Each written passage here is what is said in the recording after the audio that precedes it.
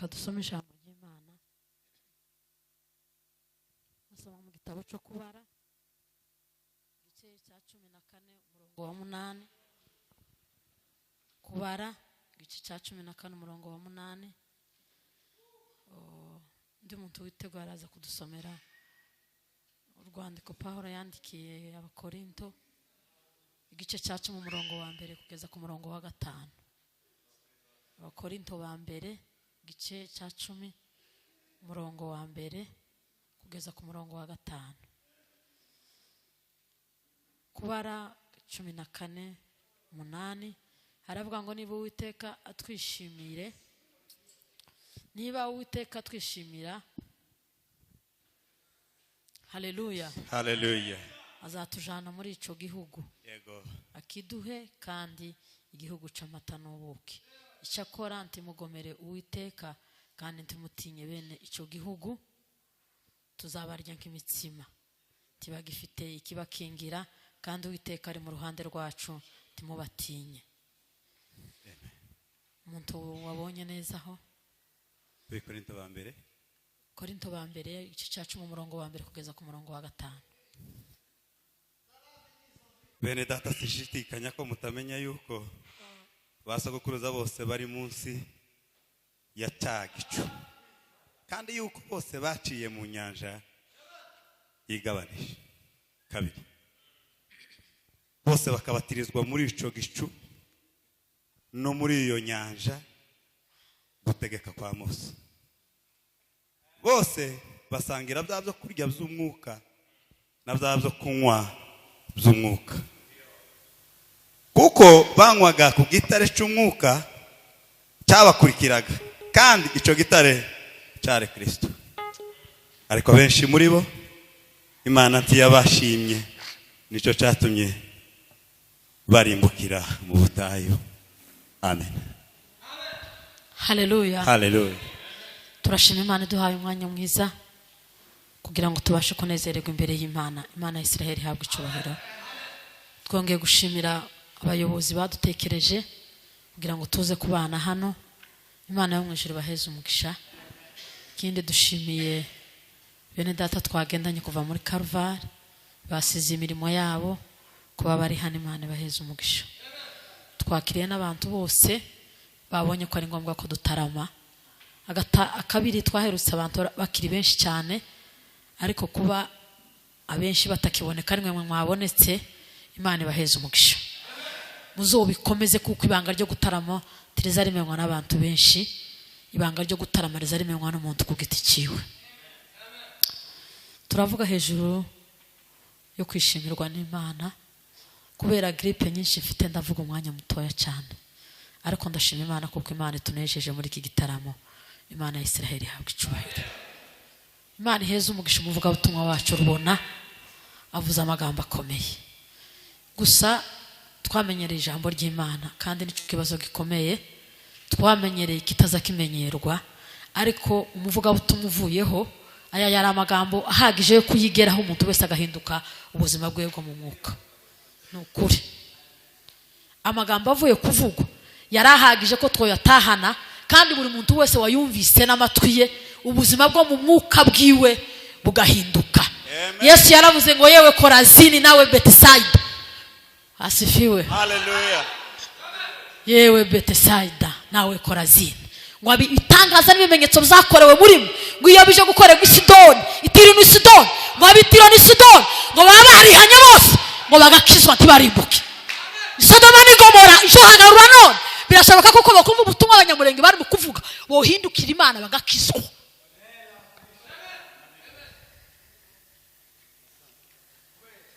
Duheze Imana icyubahiro. Bwana asifiwe. Duheze Imana icyubahiro. Duheze Imana icyubahiro. Kuzamurira Imana amaboko hari ikibazo kubera amatwi mabi gusa, ariko yewe amatwi mabi mu kanisa. Muzamurira Imana amaboko. Haleluya, Haleluya. Bwana asifiwe. Amen. Imana ishimwe ko yaduhaye ijambo ryayo, kandi Imana ishimwe ko buri muntu wese Imana ikitutijije kumva ijambo ry'Imana mu mvugo twumva. Hari hari igihe uzisanga bagucuranurira mu mvugo nka zitatu kugira ngo wumve. Turacafite amahirwe akomeye cyane, ariko abantu ko bariziba amatwi yabo kugira ngo batumva. Niyemeje je ubwanje kuzagituramo, nikosenga nikosaba,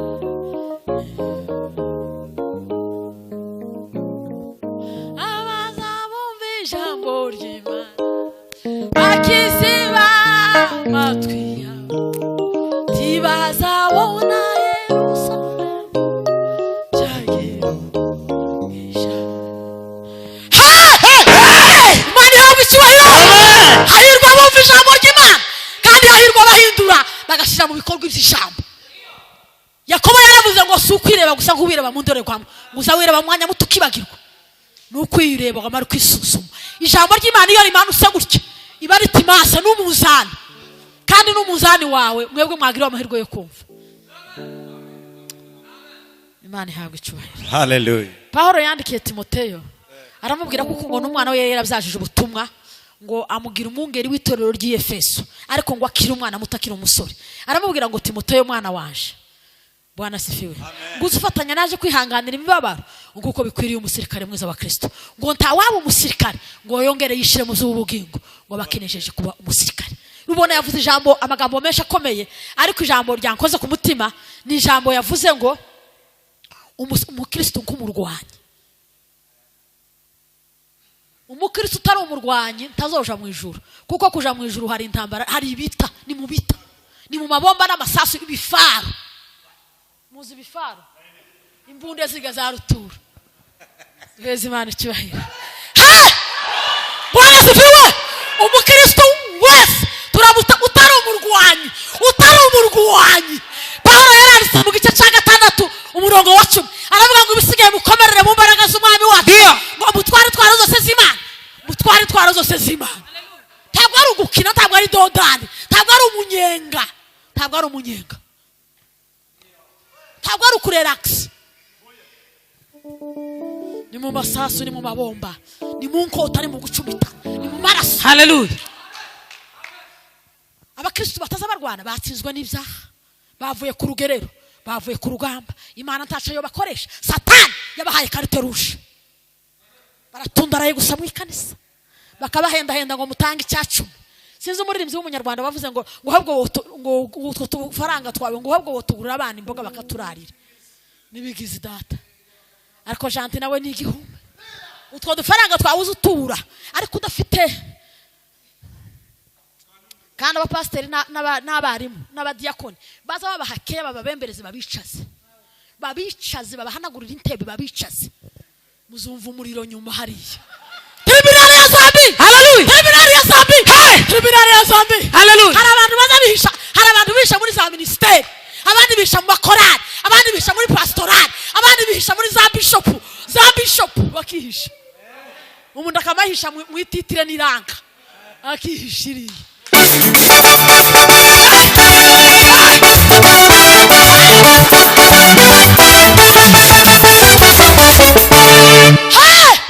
Ubwami bw'Imana haranirwa kandi twarana zizamugisha mwigufu. Apana ngo baguze ibishora bakicara, abandi bigize abakecuru batarasaza bakicara gusa. Ubwami bw'Imana buraharanirwa, twarana zizamugisha mu mbaraga. N'abantu bazi kurwana mama, ntabwo ari abantu bazi gutundarara no kwiyubaha kwicara. Wese ubundi ngo kwiterera cyane ngo niko kubishobora. Ese kwicara kuzobishobora? Hananije abahagaze bizobakomerera cyane. Nimutamenya kurwana intambara, nimuhaguruke turwane intambara mu buryo bw'umwuka. Piga vita abantu bataba barwanye. Haleluya. Igituma abantu bataba barwanye nuko ntaho bavuye, nta naho bagiye. Ubundi iyo umuntu avutse ubwa kabiri automatically aba yambaye uniform, aba yambaye inkweto n'ingofero n'intwaro. Iyo ufite agakiza ngo jawe ngo ntabigerageza ngo njewe ubaye. Ni inzira y'abagabo n'abagore b'intwari barwana urugamba. Turarwana n'isi na Satani na kamere, turwana n'ibyaha imisi yose. Asifiwe. Hallelujah. Ngiye kurangiza ariko turanezerewe ba. kandi abantu bamaze kunanirwa bose bazamagira ngo abantu bose barananiwe. Aha hari imiriro, aha kuri isi y'abanyamurenge hari imiriro.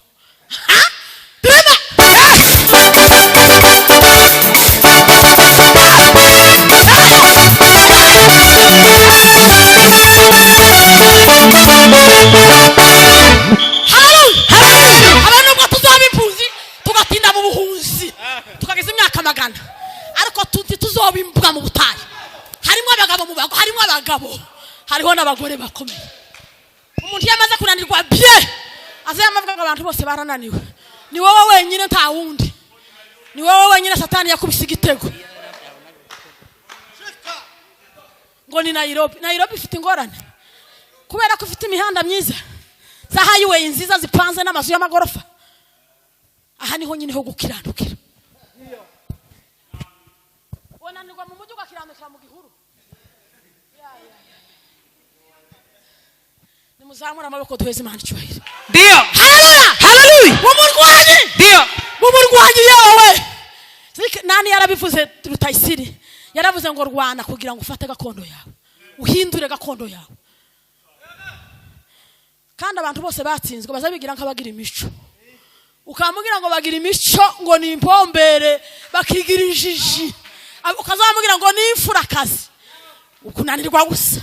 Yarananiwe arongera arananirwa, aratsindwa, aradubura, araguma aradubura, araruha habwa ikarite y'amatunda araraguha. Izishimo biramushana arakamuka, yari inzobe yabaye gikara, tagira morale. Gusindwa amazeru kuva mu kwa mbere mu kwa 12 ugasindwa muri kwezi. Wabuze umunsi numwe wosinda wewe. Ngoye ntantambaragira wewe ukora mu kiye kibuga. Ikiye kibuga wewe. Ariko umuriro w'Imana ni igihumbi. Ayimedewe. Asifiwe. Hariho abagore bahagaze. Habe nubwo benshi boraswa bakaraswa. Ariko uzumanya ngo hariho abandi. Ba Debora baracyahari na ba Esther barahari. Barahari. Kimwe babona tukiri impunzi muzobabona twaratashe. Tuzotaha iwacu neza. Ako gahayo nako mukamenya. Neza twije. Amapepo n'abadayimoni bazatsinda. Ihoma yose irashize mu izina rya Yesu. Yose neza. Nyamanyumva kushira. Muzamuri. Haleluya. Asifiwe. Asifiwe. Ese umuntu atazawishimira ijambo ry'Imana azayishimira harya kawunga. Iyo umuntu atayishimira ijambo azayishima giheke. Umuntu azagira amasirase mu ikanisa mu wiwe no mu muhana. Muzamwishima iminsi yose. Duheze Imana icyubahiro. Ndio. Asifiwe. Kwishimirwa n'Imana. Imana ikakureba mu bantu nk'aba n'abandi barutaba mu gihugu cyose. Imana ikavuga ngo mfite umuntu waje. Kwishimirwa n'Imana. Ubundi intambara zose turwana bene data ntabwo ari cyo kibazo. Ikibazo ni ukumva ko mu ruhande rwawe muri kumwe n'Imana cyangwa mutari kumwe. Ikibazo si intambara izi. Intambara abandi barazirwanya barazitsi. Izi zose nta intambara shihari. Habe n'intambara utekereza ko ari wowe wahuye n'ibigaragazo bikomeye. Si ni rusange. Ariko igitangaza nukumenya ngo ese mu rugamba rwanje n'Imana. Imana iranyishimira. Point d'interrogation. Imana izi kwishimira cyangwa izibona warapfuye. Ibazega gutya ntumbazega. Baza umutima wawe ngo se Imana izi unyishimira. Kandi ni mu mutima ntabwo ari hano mu mutwe. Habe nubwo uzowudefiriza ukazusubizamo. Tizireba mu mutwe ngo ariho yishimira izireba hano. Aha niho Imana izikoruje ikavuga ngo ni sawa, niho izigaya, niho izohemba, niho izohanira. Yabwiye Salomo yujuje urusengero rukomeye. Yamubwira ngo sinzoba mu rusengero rwubatswe n'amaboko. Ngo ngira ahantu iza nkicara ngakwirwa. Ngo kuko ijuru ngo n'intebe y'ibirenge, n'intebe yanje. Isi n'intebe y'ibirenge byanje. Ngo se wowe Salomo wonyubakira nzuke. Ariko aramubwira ngo iza ngenda mu mutima nkicara ngo niho nza nkwirwa. Imana ikeneye umutima wawe. Imana iza wishimira. Impamvu ituma Imana wishimira n'ibyiza bibamwo, ituma itawishimira n'imigambi mibugira. Ariko yemwe asifiwe. Imana izi kwishimira. Tuba gusuza upfa kuryama gusa ukiyorosa bugaca gusa ugakaraba ubucuku, ariko utazawushimirwa n'Imana ubupfuye kwere. Umuntu yokorogana n'abantu bose ariko uzotinya gukorogana ubuzima bwawe bwo mu mwuka n'Imana. Duheze Imana. Haleluya. Bwana yimedewa. Ariko kayoreba ukuni corona yatumye mutakizamura amaboko. Koko mbere ya corona mwagazemo yazamura. Corona kandi mu mategeko ya leta abuza muzamura amaboko. Tizibuza kuzamura amaboko, izivuga gufuka umunwa n'amazuru no gukaraba cyane. Muzamurira Imana amaboko. Asifiwe. Twasomye ijambo hano mu kubara, ariko nyariturutse inyuma ndituruka mu kuvayo. Niho ntangire kandi sindinda ko numva afite umunezero uteye ubwoba, ko numva nyafashwe biteye ubwoba. Ariko muvuga butumwa Imana muhamugisha ba umusara muvuga butumwa wa mbere yajereje n'uwa kabiri azajereza. Uwo wagize ubuhanya umuvuga butumwa wa mbere akajereza aza yamatoba ibintu bikagira. Asifiwe. Kwishimirwa niki n'Imana. Abantu bari mu kuruha mu mawazo no mu bitekerezo. Ijambo ry'Imana ryavugwa isaha. Ubundi kire y'ijambo ni isaha. Minota 45 ni isaha. Abo iyo niyo kire y'abantu bato. Abandi ni amasaha 2. Abamaze gukura mu gakiza bakunda ijambo barya baza baryishimira ukazugira ngo none n'ikindi kintu gikomeye. Amasaha 2. Naho ku minota 30 bamwe babinanuye bagiye kuri za WhatsApp nka 5. Ni isaha bampaye.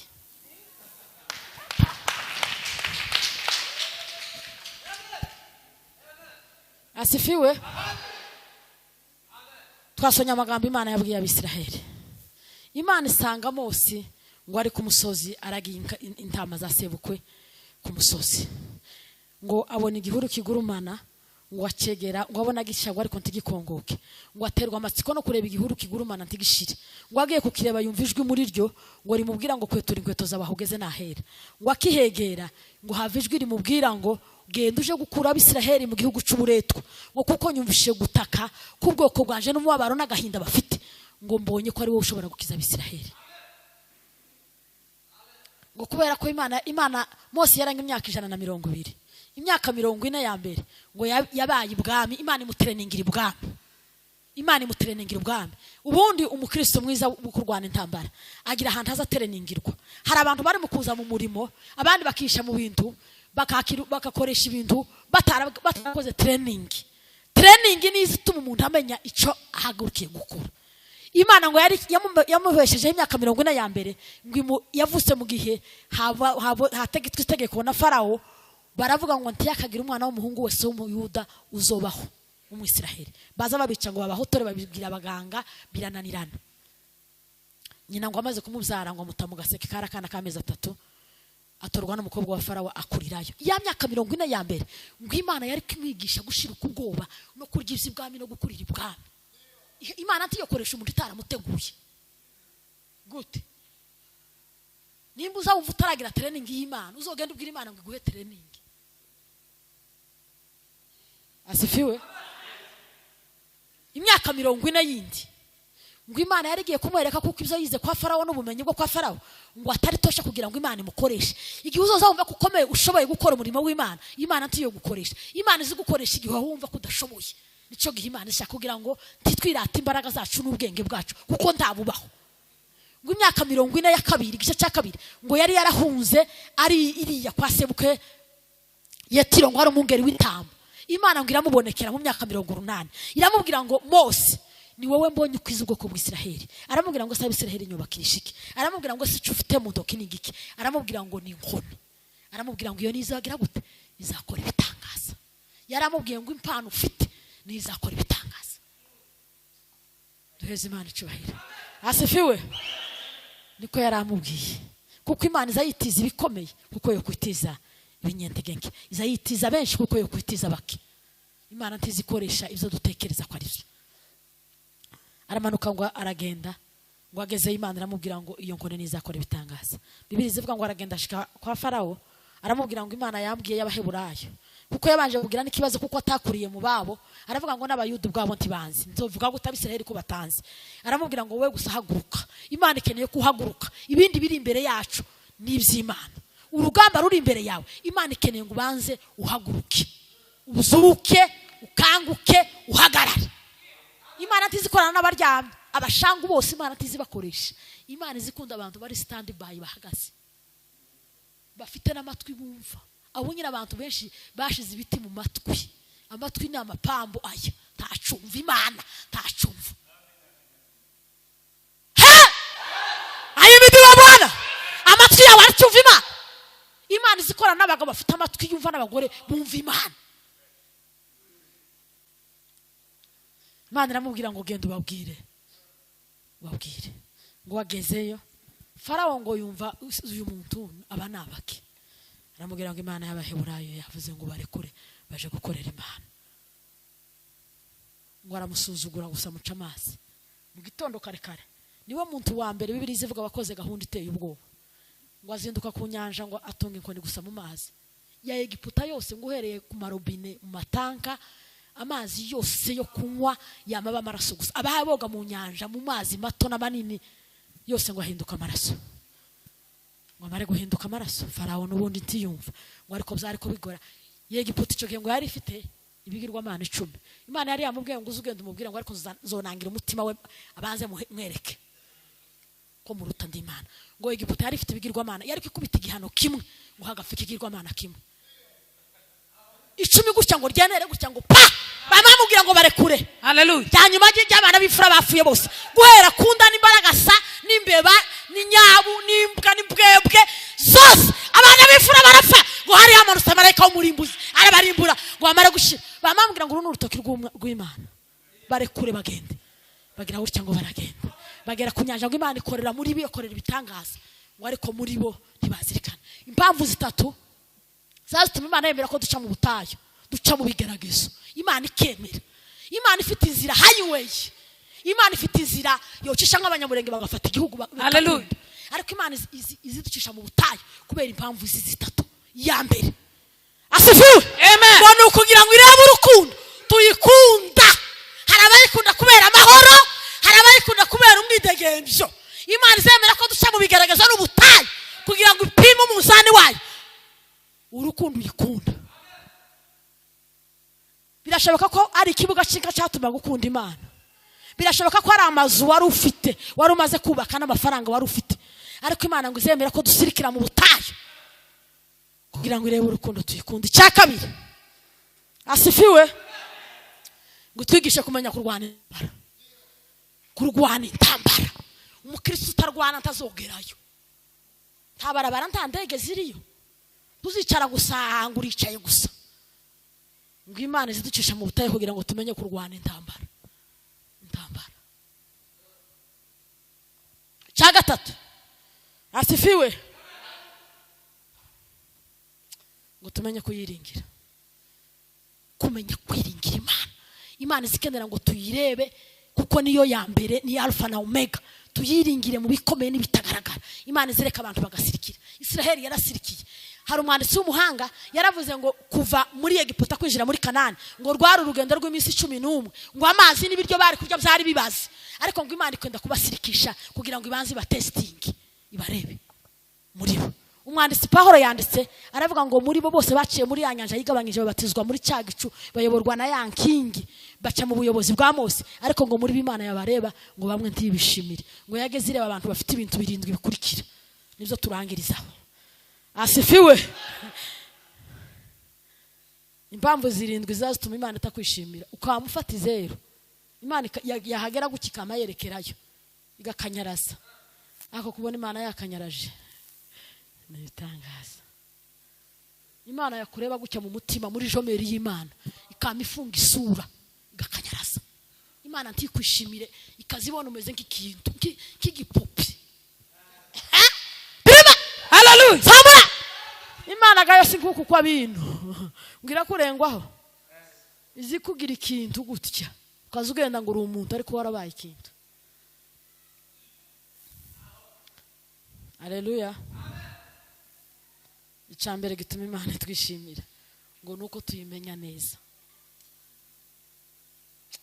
Ariko Mana we, iyo jambo simenya kurivuga kandi ndiciyeho. Ngo nuko tumenya neza tukamenya Imana. Tukayitandukanya n'ibigirwamana, tukayitandukanya n'abantu, tukayitandukana n'abakomeye, tukamenya Imana neza. Iyo wamenye Imana neza, Imana ngo izikwishimira. Amen. Ukamenya ubugari bw'Imana, ukamenya uburemere bw'Imana, ukamenya ubunini bw'Imana, ukamenya ubwiza bw'Imana, ukamenya urukundo rw'Imana, ukamenya n'imbabazi z'Imana. Hari umwanditsi wanditse aravuga ngo intebe yawe Mana ngo izungurutswe n'imbabazi zawe. Umukororombya uzungurutse intebe y'Imana n'imbabazi z'Imana. Haleluya. Hallelujah. Imana yabwiye Dawudi, Bwana asifiwe. Amen. Kuko Imana yaravuze ngo Dawudi, ngwe noneho ntameze nk'abandi bino hano, ngo mbonye umuntu umeze nk'uko nshaka jewe ndi Imana, ngo kubera umutima wiwe uko yari ameze. Bwana asifiwe sana. Imana yarirebye mu mutima wiwe ngo abone utandukanye n'uw'abandi. Bwana asifiwe. Imana iramubwira ngo sinzoguca ku ngoma nk'uko Sawuli, ngo imbabazi zaje tuzokomorokaho. Niwe muntu Imana yahaye imbabazi za reserve, ikigeka. Imana iramubwira ngo n'igihe uzocumura ugasubikwa mu byaha kandi igihe waguyemo cyagi, imbabazi zaje kubera ko asifiwe. Amen. Samweli aje kwimika Sawuli, niwe mwami wa mbere wa Israel, kandi yatowe n'ubushake bw'abaturage butari mu bushake bw'Imana. Baravuga ngo nako tugomba kuba nk'abandi, tukaba nk'abandi, tukagira umwami. Ngo ntibari banyuzwe n'ubwami bw'Imana. Samweli w'Irama ngo arababazwa n'iryo jambo, ngo aragenda aje kubwira Imana ngo Abisiraheli basaze, bavuze ngo barashaka umwami, basaze. Ngo ararira cyane. Imana iramubwira ngo si wowe banze Samweli, kuko Samweli yakoze imirimo itatu ikomeye, yakoze ubucamanza, akora ubuhanuzi. Asifiwe. Arongera ngo abumutambye, aravuga ngo si wowe banze nije banze, bihorere bamutore.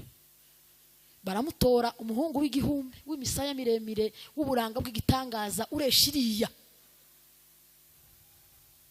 amaze arabahangayikisha. Sawuli niwe wa mbere yakoze imyaka 40 y'ineza, indi myaka 40 yama yica abantu, yica abahanuzi, akora ibintu bitabaho, arabarusha, arabatagangaza, arabumutsa. Ariko ngo aje gusigwa amavuta, ngo Imana yabwiye Samweli ngo ujane mu ishupa, bisobanura ngo n'ubwami bw'igihe gito. Ariko muri Dawudi aramubwira ngo shira mu ihembe ritazarishira, ngo uzuza amavuta yanje mu ihembe, bivuga ngo n'ubwami butazoshira. Kugeza n'uyu munsi na Yesu Kristo yaravutse n'umwami wa Dawudi. Hallelujah. Hallelujah. Hey, uheze Imana icyubahiro. Hallelujah. Ahimidiwe Bwana. Ndio. Asifiwe Bwana wa majeshi. Amen. Hallelujah. Amen. Bwana asifiwe sana.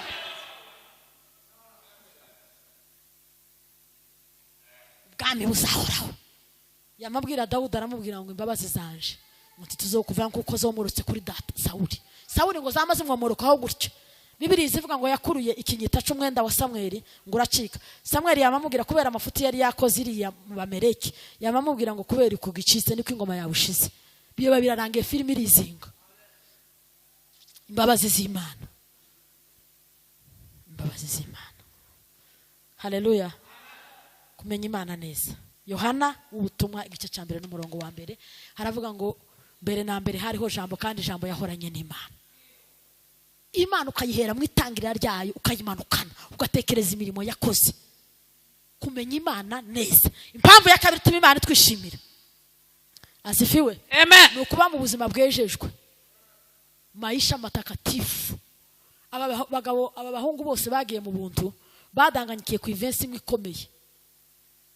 Igice cya 3 umurongo usome utangire ngo ku 9 ngo bose barayobye, ntabamenye Imana, nabake bose baraguye. Umanuka ugere ngo ku verse ya 12. Igice cya 3 umurongo w'9 ugere ku 12. Baza bagenda bavuga ngo gukiranuka kwacu ntakubaho, ngo twebwe twokorera n'ibyaha nta kucyo wokora. Ariko iki gice kimanukanye kugeza kuri 21 havuga ukuntu gukiranuka kwacu ari ukwizera Yesu Kristo.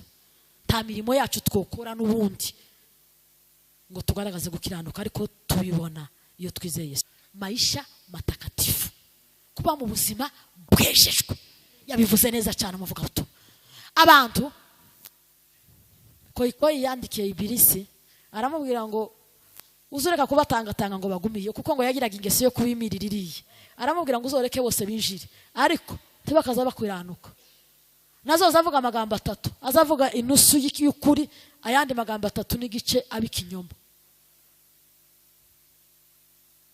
Nazoza twari faranga, aza yibaho nibura nk'amajana 3 ku gihumbi. Gukiranuka, ubuzima bwo gukiranuka. Gukiranuka niko konyine Satani zitinya, Imana ikemera. Bibiliya ivuga ngo mu gihugu cyawe igice cya 1 umurongo wa Yobu, gukiranuka ngo nta kindi cyatumye Imana yandika Yobu iramuvuga ngo gukiranuka kwa Yobu kwajwangaraje yusi yose. Imana ngo irajwangarira mu ijuru, ibwira Satani ngo se wabonye ubukiranutsi wanje Yobu, wabonye ubukiranutsi wanje umugabo. yamamubwira ngo ni ibintu wamuhaye, yamamubwira ngo ugende ubimareho zose. Ni umubiri ngo n'ubundi ibintu bicungurwa n'umubiri. Irawutemagura guhera mu ruhorihori ukageza mu kirenge. Ariko ngo Yobu akomeza gukiranuka.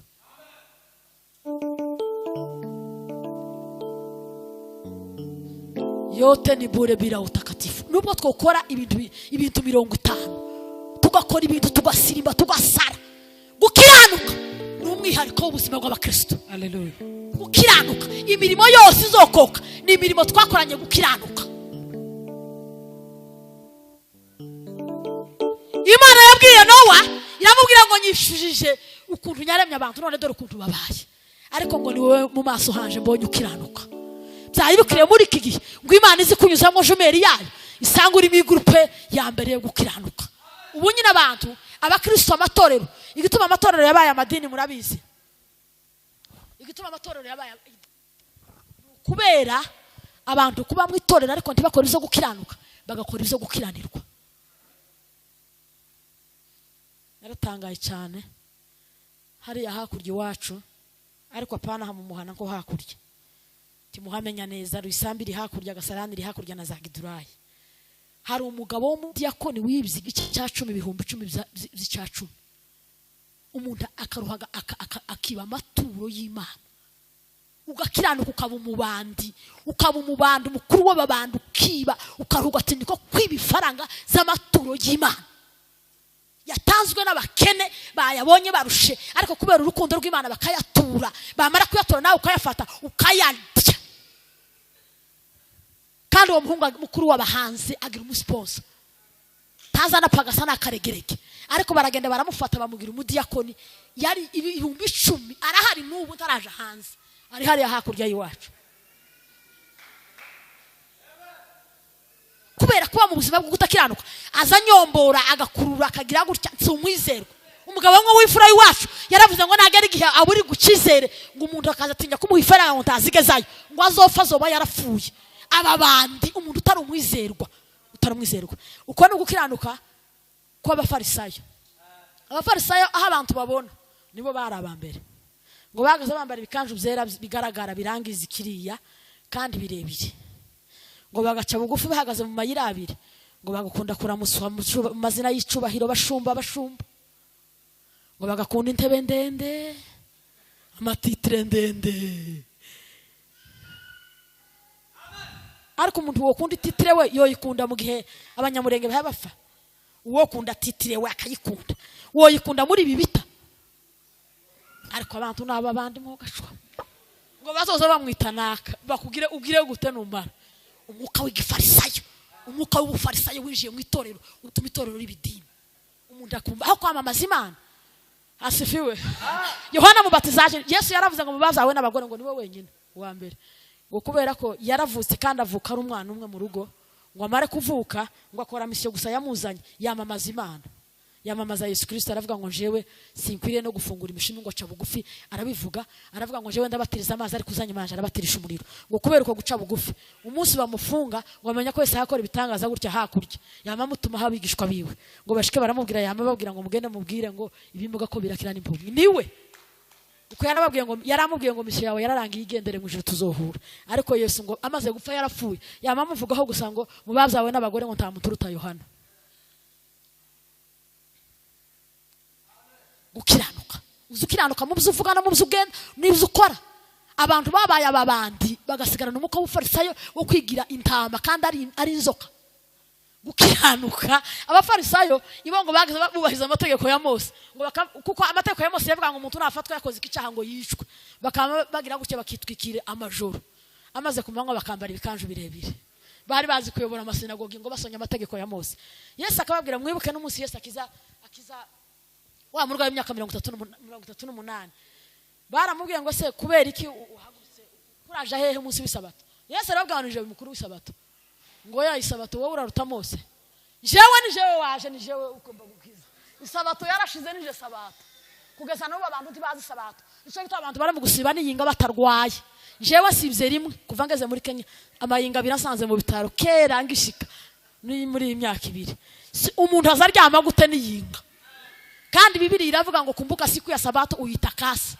muzamuyitakasa muryamye. Hallelujah. Kuyitakasa no kuzinduka kare kare kuramya no guhimbaza. Duheze Imana icyubahiro. Ayimidiwe. Hallelujah. Wowe uri mukuryama mu nzu z'abandi bona gusohoramwo anytime bakaguta hanze. Aho uzubakira yawe. Yesu yaravuze ngo itegeko rya Mose riravuga ngo kumbuka siku ya sabato uyitakase. Bajya abantu bose ngo jewe ngo sintarame mu gitondo n'imugoroba ngo ndaza n'imugoroba mu gitondo. Imana ikaguheza umwuka uhumeka n'utwana twawe n'umugabo bakaja mu byaro bakagaruka ugarya wamara guhaga ngo jewe ngo ndatarama n'imugoroba mu gitondo kumbuka siku ya sabato uyitakase. Bibiri zivuga ngo kwica itegeko rimwe mu mategeko 10 ngo yose uba wamaze kuyica. Abantu bihaye amapose atagira umurongo. Niyinga muzamuryama gute. Ubunda abandi bakristo b'abanyamwuka hazagera n'iposho ukabura bitotse. Umunsi biri izibuzi bitotse ni umunsi w'ameza n'umunsi wa niposho. Sinyo ryame ngo utambuke saa 11 gute. Kona mbona kera umuntu wabwira wabo kunta azaryamiriwe. Direbe shamburiya. Muzareke gushamburira bino bindi. Mubanze mushamburiye abantu baza bakereza amata n'abantu bataza baterana mu gitondo na mugoroba. Kumbuka siku ya sabato uyitakasa. Hallelujah. Uzogira ngo uyitakasa mu buriri. Tiwoyitakasa kubera ko wicaye muri saro yawe ngo ufite intebe nziza. Nukuza mu materaniro mukubaha mugashaka Imana. Hari n'impamvu zituma tuyishima. Abandi babura abandi bari mu kubura n'abanyagihugu bari mu kubura ico bishura amazu kubera umujyi turimo. Wowe ukishira amaruka ukama wigira igitangaza. Abantu benshi bigira uzamabuye. Kubera kwimeza akamaruha neza akaba kuko kwamabuye. Nimworohe mushima Imana kuko amategeko y'Imana uko yararemye duheze Imana icyubahiro. Ayimidiwe. Hallelujah. Kuba mu buzima bwejejwe. Matayo 5:20 haravuga ngo nimutagira gukiranuka kurenza uko abafarisayo namwe ntimuzinjira. Abafarisayo muko abafarisayo wo gukiranuka abakiyorosha mu bantu bakaba babandi. Ubundi Imana jomeri y'Imana ntizimanuka gutya muri masa izimanuka kuri wenyine mu mujyi wenyine mu cyumba wenyine wagiye busiya wenyine niho jomeri zigukurikirana biye wenyine nta rugambo ruhari nta bandi. Uzi ko kuba abantu bamwe baza bakiranuka gusa kubera isoni z'abandi abukira bugasura bugaca kubera ko ari kumwe n'abandi. Imana izikureba uri wenyine. Dawudi yaravuze ngo uzontate nijoro ndyange sinziriye umanuremwo kamera yawe ngo urebe ko hari undi mugambi ngira. Imana izidutata turi twenyine muzamukiranuka turi mu bantu dukiranuke turi kuri. Imana dushaka mu buzima bwejejwe bwo gukiranuka. Inoki ngo yarakiranutse Imana ngo iramwitegereza gutya yama Imana ukaza kumusura ngo iramusura baraganira ngo imwitegereza gukiranuka haya narye. Timuri mukubona abantu barya nabi kubera kudakiranuka ku isahani abantu bakama bagira imitura gusa kubera amafuti. Inoki ngo Imana iramwitegereza ngo ari ku meza ararya neza nk'imfura. Abantu bamwe babaye baruhu rwinda kubera kudakiranuka azaya makunda ngo ari utora kinini ngo inyama nini. Twarasangiye nubaba ari hano muri Kenya uwo muhungu twarasangiye irwamagana yamadaha umwita wose adahana imboga twari batanu usigara twicaye. Uwo ni wanyibutse Rugina yaratubwirije ngo kubera urukundo iyo ufite urukundo gusa uzukunda ngo ari we urya bukabandi barye cyane ariko kubera gutakaza urukundo uzukunda ngo ari we uhaga wenyine. Ruhu rwinda we ruhu rwinda icyo ukunda ko bakubwira ari cyo uzozugirira abandi. Hallelujah. Hallelujah. Ayimidiwe muzamukiranuka. Imana ngo itegereza Inoki ngo arakiranuka ngiramubwira ngo mperekeza Inoki ngo aramuherekeza imwitegereza hana mu bitugu imwitegereza ibona n'umugabo udafite amahimba kabagabo biki gihe yamemwimura adapfuye. Itorero ry'Imana Imana cyaturebera mu buzima bwo gukiranuka umwenda ukiranuka. Asifiwe. Hallelujah. Tureke ibyaha binini ni bitatu murabizi ndagira ngo nibi ni bikuru nibyo biheka ibyo tubireke ututundi dutoya gusa mu buzima gukiranuka mu bintu bito no mu bintu binini. Bibiri zivuga ngo umenya gukiranuka muri duke ngo yo kiranuka no mu byinshi. Dufite abantu bataza batanga icya 10 ngo bazogitanga ngo baragezeyo. Tiwogira ubushishe bwo gutanga 1000 cyangwa 500 ngo uzotanga 5,000 z'amadolari. Wewe ubishobora wosohora amafaranga idolari 1000 wewe uzo wamujuguma kuri 500 ugahwera ukamuvuga ngo rekureke ngo uzotanga ubutaha ngo reka mbireke ngo ni ideni.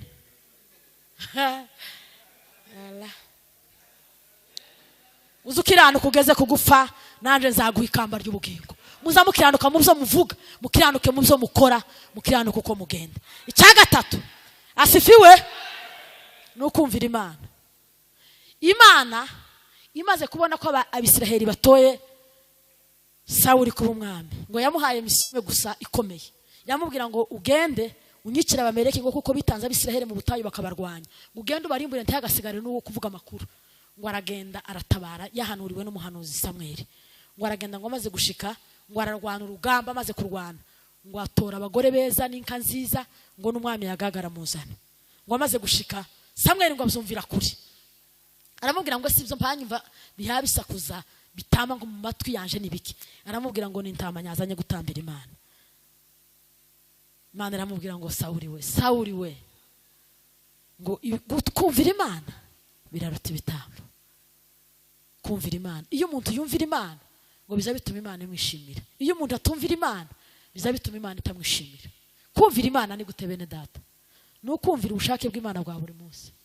Timuruzi uyu munsi, uyu urarenze, iri joro rya none, ejo mu gitondo uza ushakishije kumenya icyo Imana igushakaho buri munsi, buri munsi. Kumvira Imana. Samweli abwira Sawuli, aramubwira ngo kumvira kuraruta ibitambo. Cya kane ni ukugira kwizera. Abaheburayo 11:6 haza havuga ngo Bwana asifiwe, ngo ntibishoboka yuko utizera nezeza Imana. Kwizera nico giheka, niyo ntwaro ikomeye Satani azatinya igahungabanya ubwami bwa Satani. Abakristo bose bagira kwizera, habe nubwo baba bari mu bibazo, ariko bazabizera kuko ejo.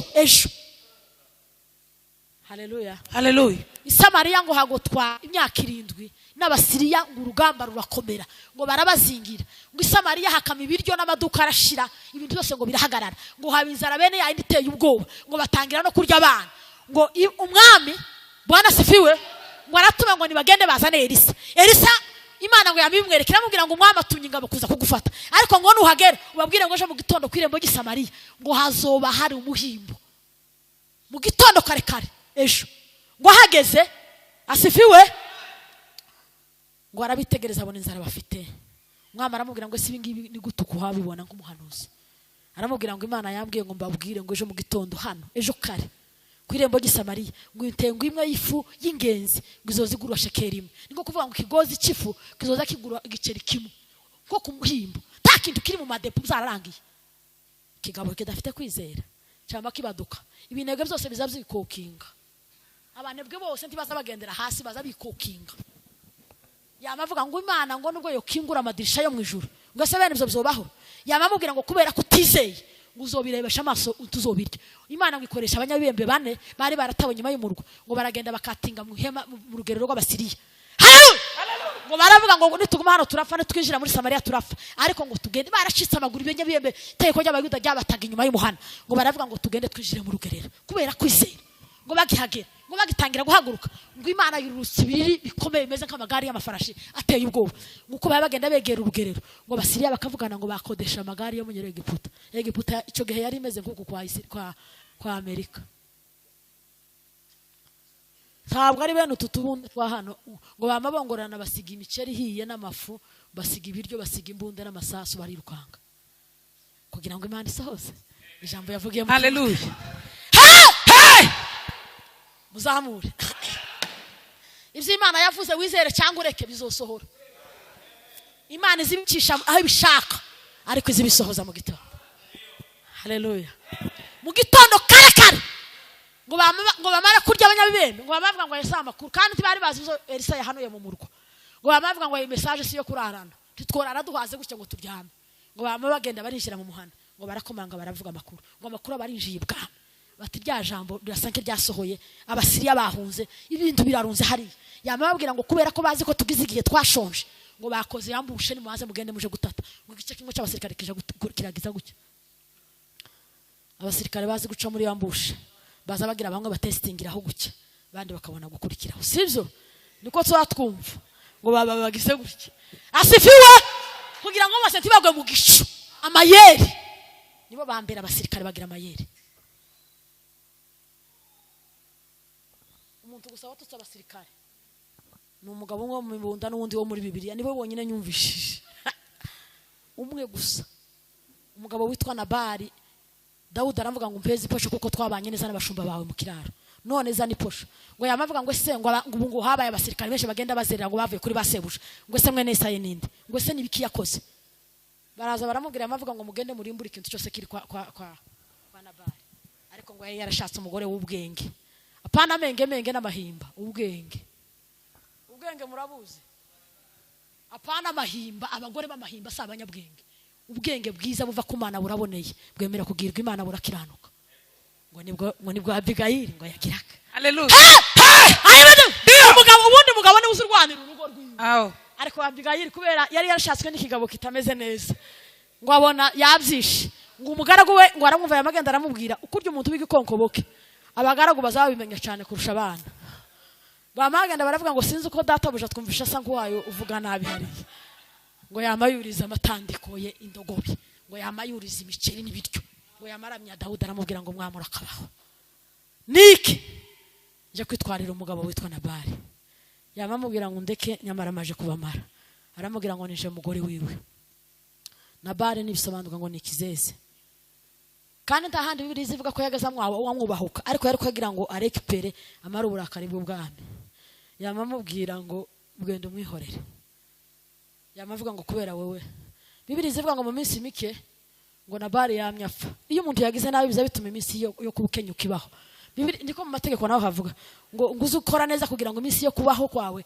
yongererwe Imana yo guheza imyaka yo kubaho ngo uzumugira nabi iyi yikase tereba kuyikata cyagituma Dorcas yongererewe nk'umushara wundi mugore w'Irudi wongerewe imyaka Imana isiduheza abantu bafite imigambi myiza yo kubaho apana abanyashari apana abanyarugomo apana abantu barara bicaye kuza abandi Haleluya. abantu bakagira ishari umuntu akaza yumva atameze neza Imana igomba kuyikata nuko nyine ariyo kasikata gutyo ibigize neza cyane Bibiliya ivuga ngo mu minsi bikeye ngo imyaka ya Nabali yamigira itya we yamatuma abagaragu mugende muzanire wa mugore w'umunyabwenge abo umugore waje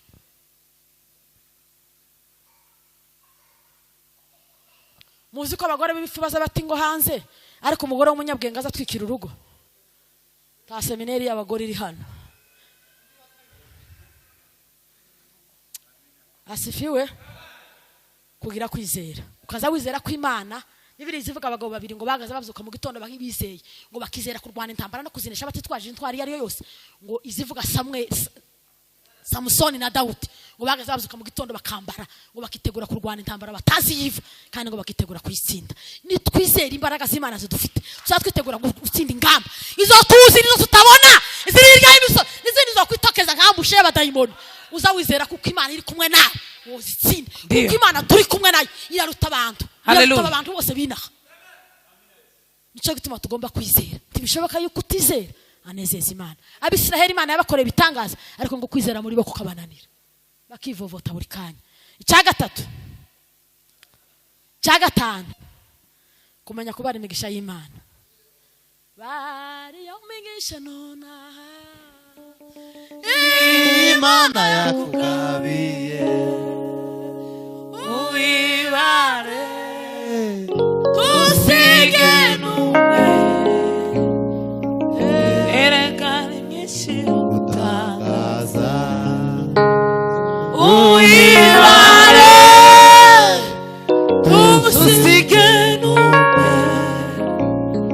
erekane myinshi uzumanya kubara aho Imana yagukuye ubu nyine hari abantu Imana yakuye muri Bzura hari abandi yakuye inganji hari abandi yarokoye mu menyo y'intare hari abandi bavuye Rubumbashi hari abandi bangoye amazi ava mu irobini yari yarumye bari mu nzu y'imbohe hari ab'Imana uzubara ivy'Imana yakoze ngo biza bitera imbaraga zo gutuma dutsinda intambara turimo none kubara imigisha y'Imana kumenya kubara Dawudi cyatumye Goliyati ngo yaravuze ngo Imana yankije amaboko y'idubu n'intare ubuhamya kwibuka ivy'Imana yakoze ngo biza bituma dutsinda ingamba n'imbaraga ziduhesha gutsinda intambara ziri imbere yacu cyagatandatu kutivovota Joyce Meyer yavuze ngo ibintu birindwi kujyo jambo kwivovota ariko simbivugaho Joyce Meyer yabivuze ibintu biri kwivovota ngo ni jambo riza rituma umuntu asirikira mu butayu Kadeshi ya Barnea Imana yabasereje Kadeshi ya Barnea kwivovota Abisiraheli bavuye muri Egiputa byakomeye babonye Imana bagera ku nyanja bakamabwira Mose ngo kubera iki watuzanye ngo se muri Egiputa ntihari imva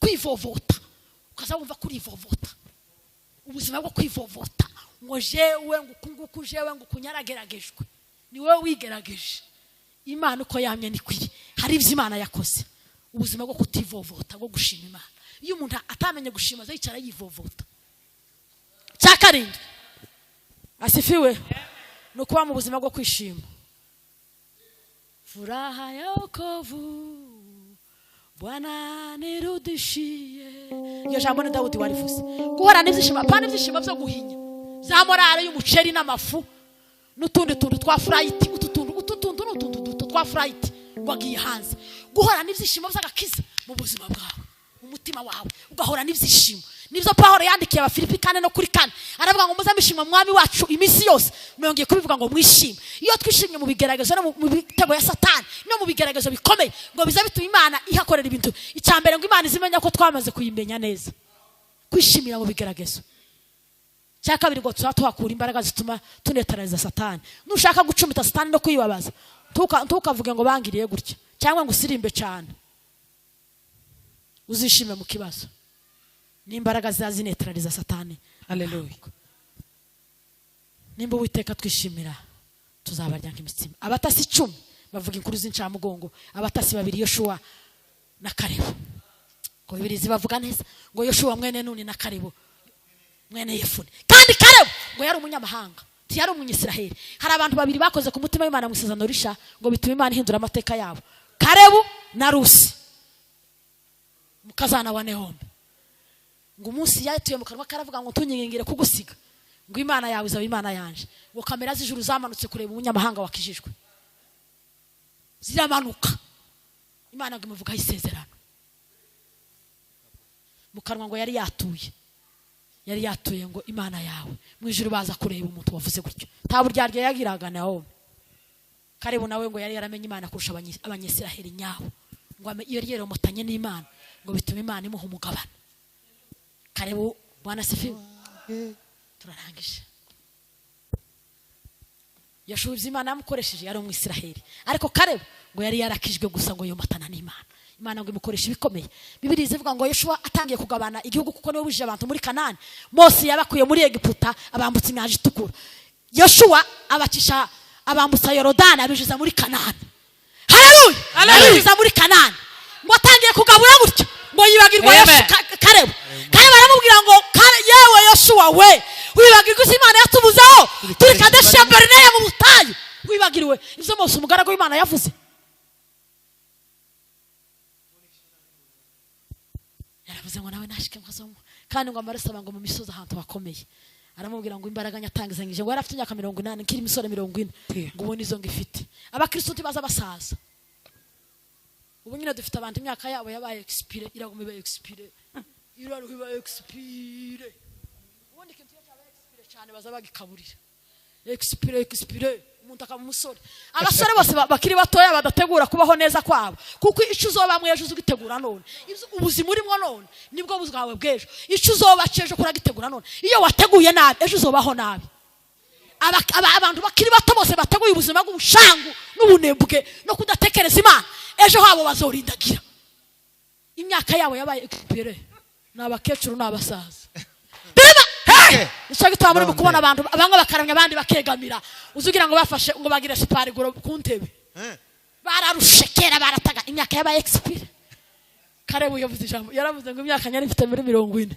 ngo yamasaba mu misozi ya Heburoni ngo aje kurwana intambara ibyo Imana yaduteganyirije ni byinshi kandi icyo Imana yari gukora yagikoze cya Yesu yaragikoze reba mu mutima wawe wisuzume nimba Imana ikwishimira nimba itakwishimira ugende ubaze Imana wihane utungane Imana dufashe. Amen. Hallelujah.